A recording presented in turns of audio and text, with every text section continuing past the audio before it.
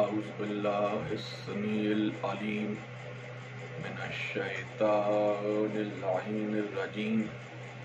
بسم الله الرحمن الرحيم.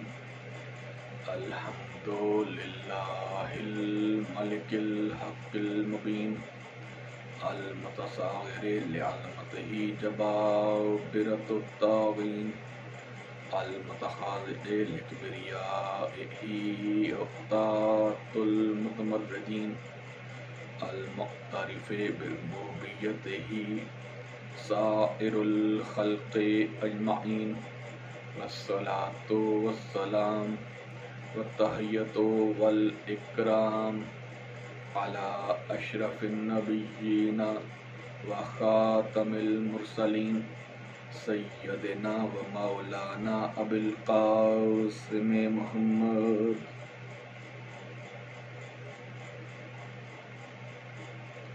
و اہل بیتہ الطیبین الطاہرین المعصومین المظلومین. اما بعد فقد قال اللہ سبحانہ وتعالی فی محکم کتابہ المبین. بسم اللہ الرحمن الرحیم. واللہ اخرجکم من بطون امہاتکم لا تعلمون شیئا وجعل لکم السمع والابصار والافئدہ لعلکم تشکرون. صلوات بر محمد علیہ وسلم.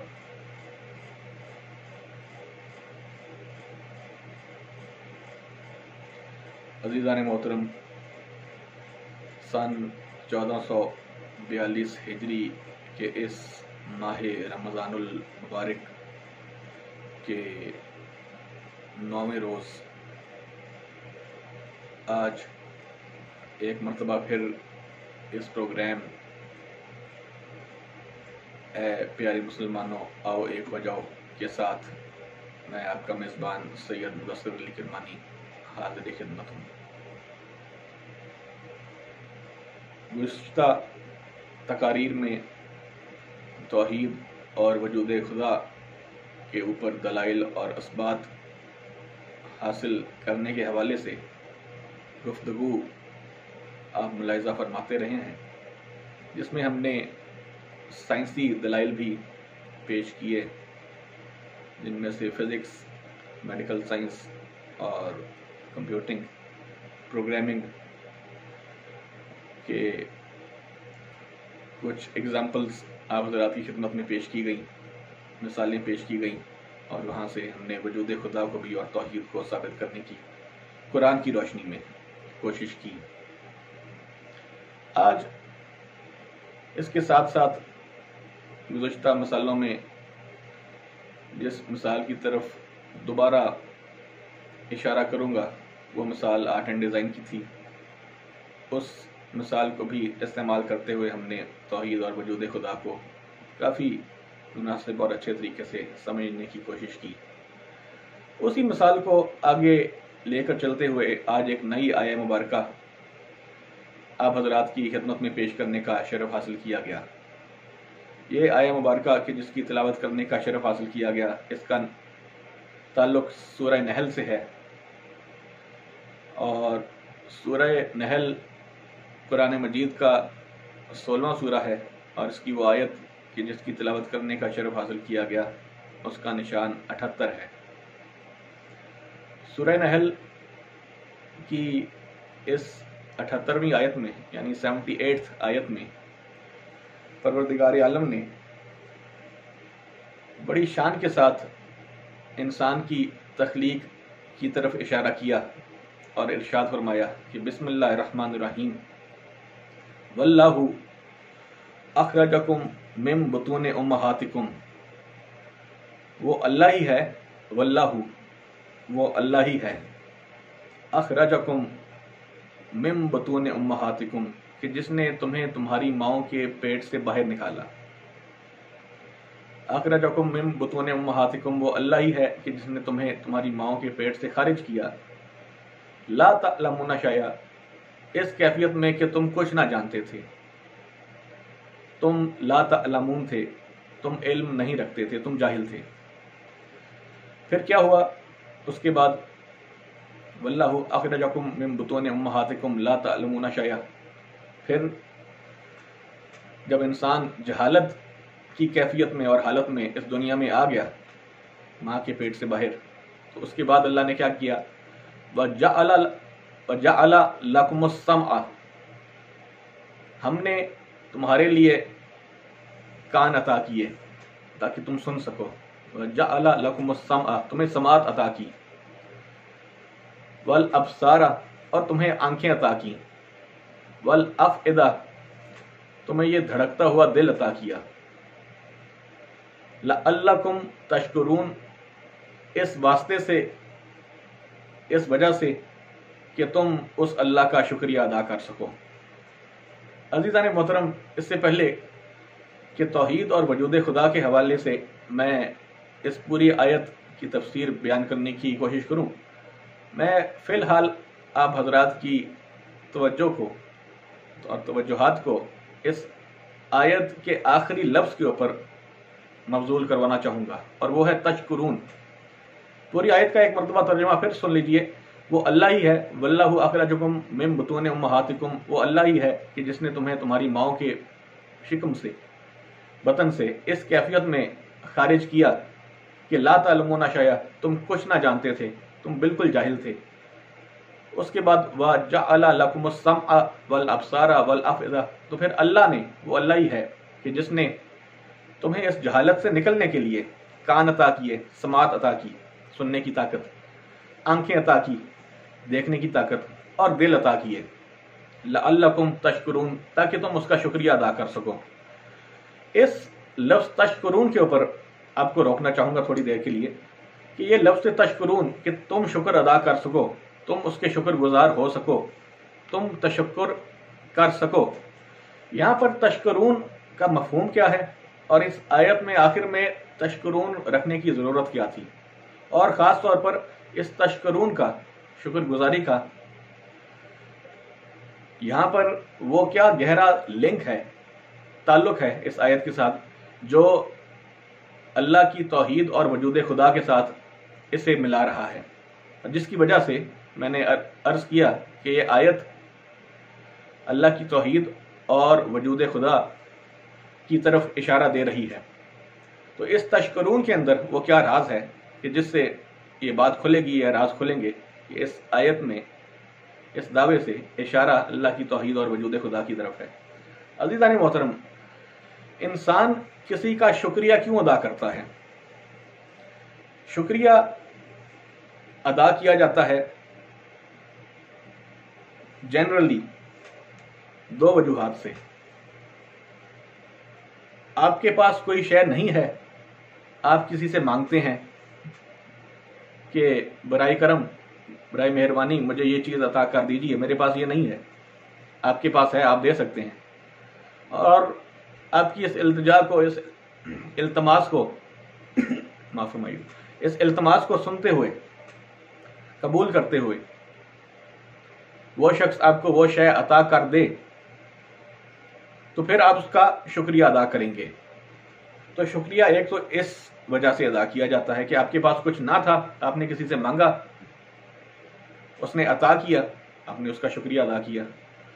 تو جنرلی دوسری وجہ اس کی یہ ہوتی ہے، وسیع پیمانے میں دو ہی وجوہات ہیں۔ دوسری وجہ کہ آپ کسی کا شکریہ ادا کرتے ہیں، کیوں کرتے ہیں؟ باقی جتنی بھی وجوہات شکریہ کی ہیں وہ ان دو کے اندر ہی لائے کرے گی۔ دوسری وجہ جنرلی کیا ہے وسیع پیمانے میں؟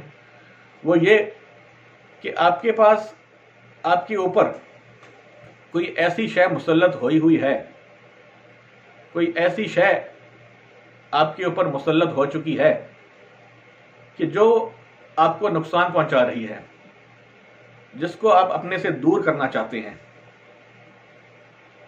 یعنی یوں کہیے کہ آپ کسی مصیبت میں گھرے ہوئے ہیں، کسی الجھن اور پریشانی میں گھرے ہوئے ہیں، کسی مصیبت یا الجھن یا پریشانی یا مصیبت یا بلا کو یا آفت کو اپنے سے دور کرنا چاہتے ہیں، اور آپ میں اتنی طاقت، صلاحیت اور اہلیت نہیں کہ آپ اپنے بل بوتے پر اس مصیبت کو، اس پریشانی کو، اس آفت کو اپنے سے دور کر سکیں۔ تو اس وجہ سے آپ کسی کی مدد مانگتے ہیں، کہ بھئی میرے اوپر یہ جو چیز مسلط ہوئی ہے، مصیبت آئی ہوئی ہے، اس کو میرے سے دور کر دو۔ اب آپ اس سے کچھ مانگ نہیں رہے، بلکہ پہلے سے آپ کے اوپر جو چیز مسلط ہے یا جو چیز آپ کو نقصان پہنچانے کی کوشش کر رہی ہے، اس کو اپنے سے دور کرنا چاہ رہے ہیں، اس کے لیے آپ مدد مانگیں گے۔ اور اگر وہ شخص آپ کی مدد کرتے ہوئے آپ پر سے اس چیز کو دور کر دے، اس پریشانی کو، اس الجھن کو آپ سے دور کر دے، آپ سے جدا کر دے، تو پھر آپ اس کا شکریہ ادا کریں گے۔ جنرلی یہی دو وجوہات ہوتی ہیں، کسی شے کو اپنے سے دور کرنے کے لیے آپ کسی کی مدد مانگتے ہیں، اور کوئی چیز حاصل کرنے کے لیے آپ کسی کی مدد مانگتے ہیں۔ اور دونوں صورتوں میں اگر مدد مل جائے، مدد حاصل ہو جائے، تو دونوں صورتوں میں جب مدد ملے گی تو آپ فائدے میں آ جائیں گے، آپ کو فائدہ پہنچے گا۔ جو چیز آپ کے پاس نہیں تھی اور آپ چاہتے تھے کہ آپ کے پاس آئے، مل جائے گی تو آپ فائدے میں ہوں گے۔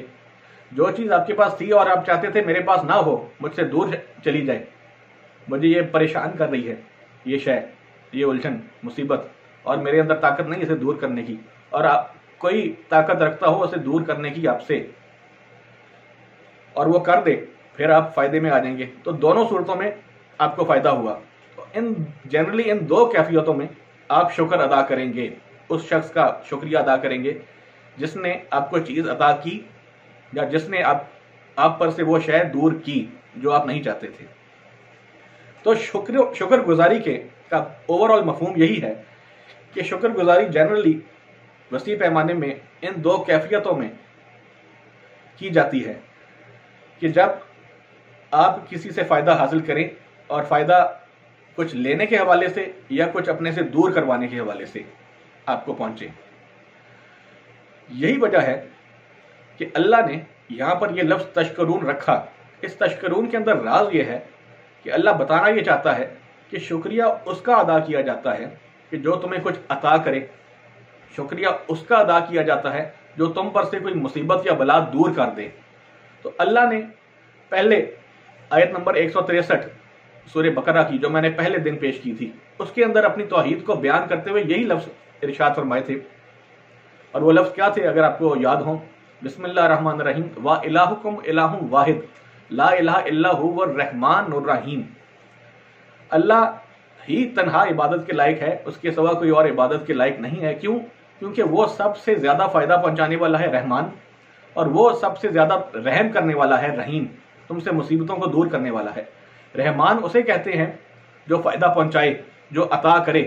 آپ کے پاس کچھ اگر نہیں ہے وہ آپ کو عطا کر دے، اسے رحمان کہتے ہیں۔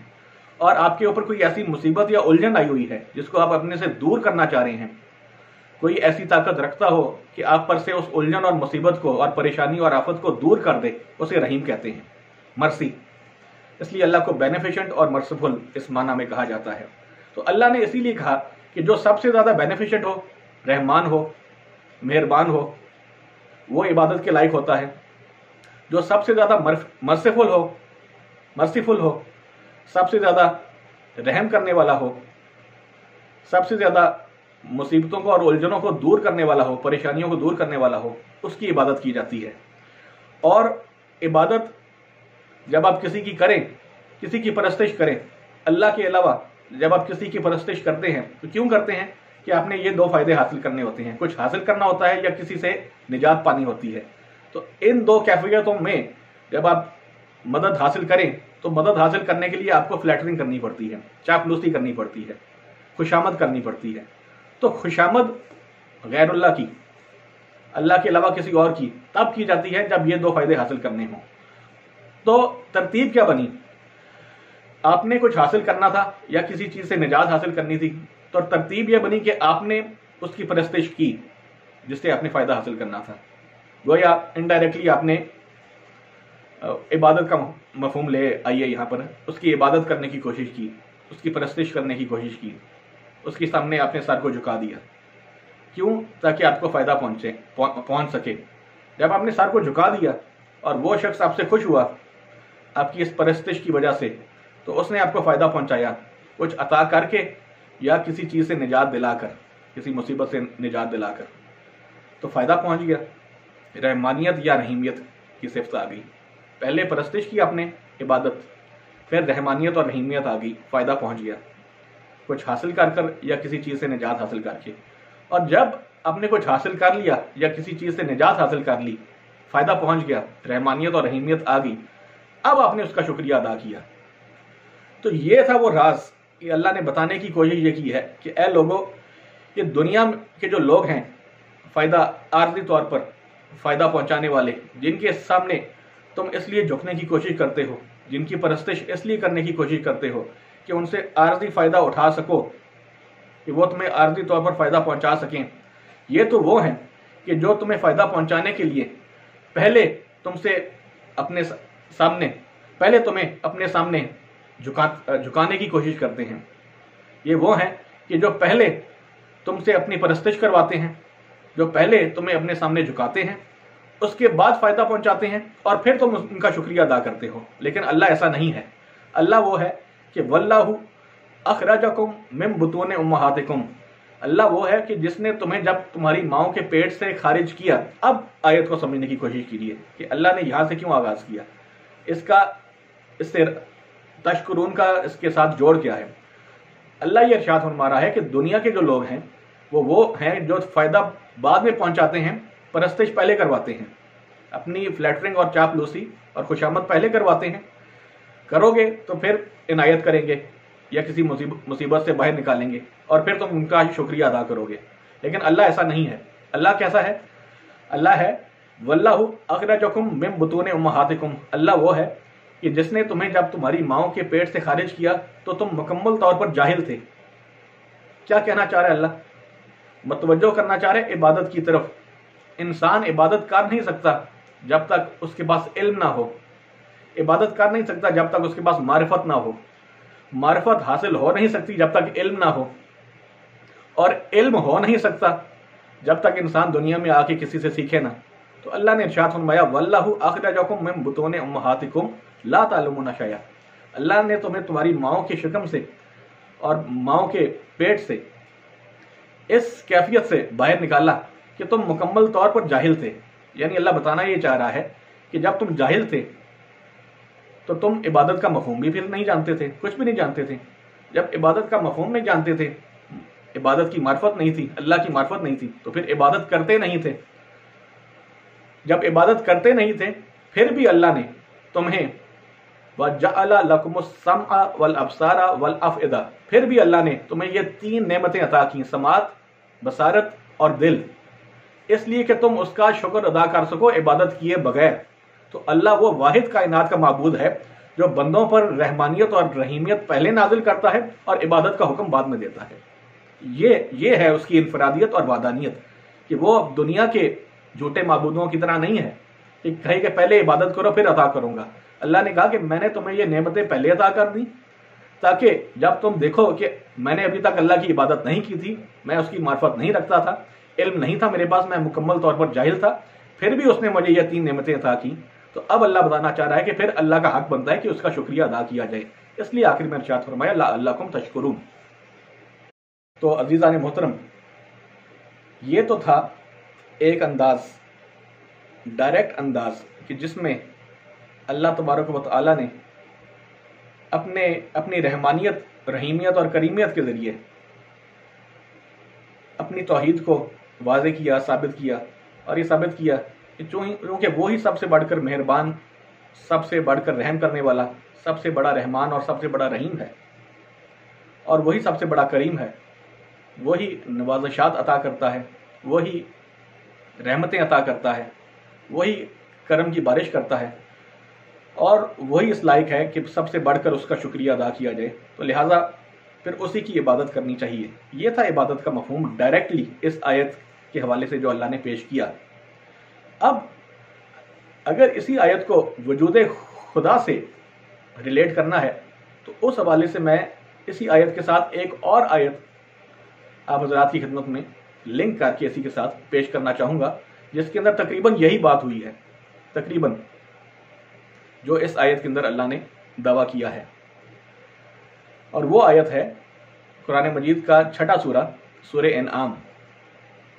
سورہ انعام کے اندر اللہ نے ارشاد فرمایا آیت نمبر 46 میں، 46، سورہ انعام 6واں سورہ قرآن مجید کا آیت نمبر 46 ارشاد ہوا بسم اللہ الرحمن الرحیم قل ارائیتم इन अखज़ल्लाहु समअकुम समात व अब्सारकुम व खतमा अला कुलूबिकुम मन इलाहुन गैरुल्लाह यातीकुम बिह। कुल, ए हबीब कुल कह दीजिए, अराइतुम क्या तुम देखते नहीं। ए हबीब आप कहिए, कुल इनसे काफिरों से मुशरिकीन से कहिए, अराइतुम क्या तुम देखते नहीं, क्या नहीं देखते। इन अगर अखज़ल्लाहु अल्लाह तुम्हारे से छीन ले, वापस ले ले, स्नैच अवे कर ले, सल्ब कर ले, उचक ले, क्या, समअकुम व अब्सारकुम तुम्हारी समात, तुम्हारी बसारत, तुम्हारी सुनवाई, सुनने की ताकत, आंखों की बिनाई की ताकत, व खतमा अला कुलूबिकुम और बंद कर दे तुम्हारे दिलों को।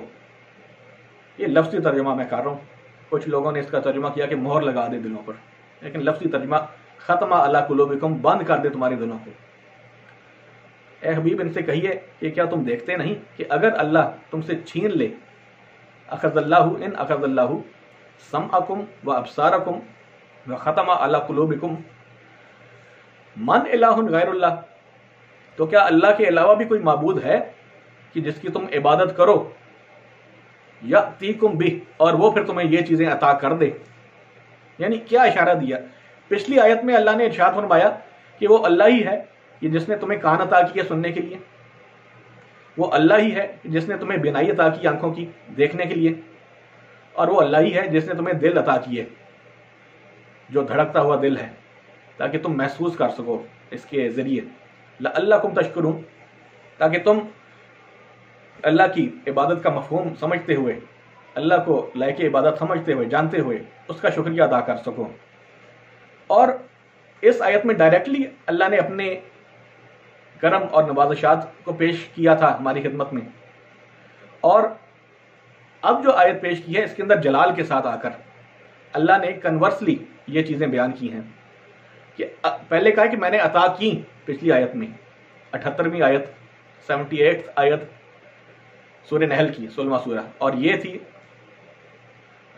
46वीं आयत 46th आयत छठे सूरह इनाम की, जिसमें अब अल्लाह ने जलाल में आकर कन्वर्सली बयान किया है कि मैंने अता की ये 3 चीज़ें, और यहाँ कह रहा है अगर मैं ये वापस ले लूँ, ए हबीब इनसे कहिए, इन मुशरिकीन से, इन काफिरों से, कि अगर क्या तुम देखते नहीं कि अगर अल्लाह तुमसे वापस ले ले, छीन ले कानों की ताकत, समात की ताकत कानों की, अब्सार की ताकत, बसारत की ताकत, बिनाई की ताकत, देखने की ताकत, और तुम्हारे दिलों को बंद कर दे, तो अल्लाह के अलावा वो कौन सा और माबूद ऐसा है कि जिसकी तुम इबादत करोगे तो वो ये चीज़ें तुम्हें दोबारा दे देगा।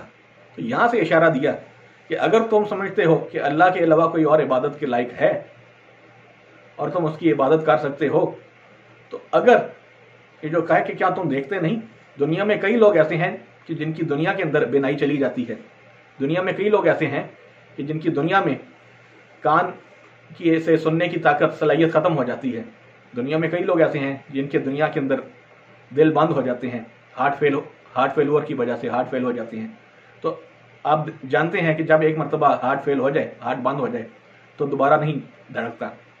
इंसान की बिनाई मुकम्मल तौर पर एक मरतबा चली जाए तो कोई बड़े से बड़ा डॉक्टर या हकीम ऐसा नहीं, मसनूई आंखें तो आपको दे सकता है अगर आंख खराब हो जाए, लेकिन वो मसनूई आंख देख नहीं सकती। मसनूई कान आपके लगा सकता है, अगर खुदा ना खास्ता कान कट जाए, मसनूई कान लग सकते हैं, लेकिन वो कान सुन नहीं सकते। तो इसी तरह अल्लाह ने इशारा किया है कि क्या तुम देखते नहीं कि अगर ये चीज़ें चली जाएं तो उसके अलावा कौन सा ऐसा माबूद है कि जिसकी तुम इबादत करोगे तो ये चीज़ें तुम्हें अता कर सके दोबारा।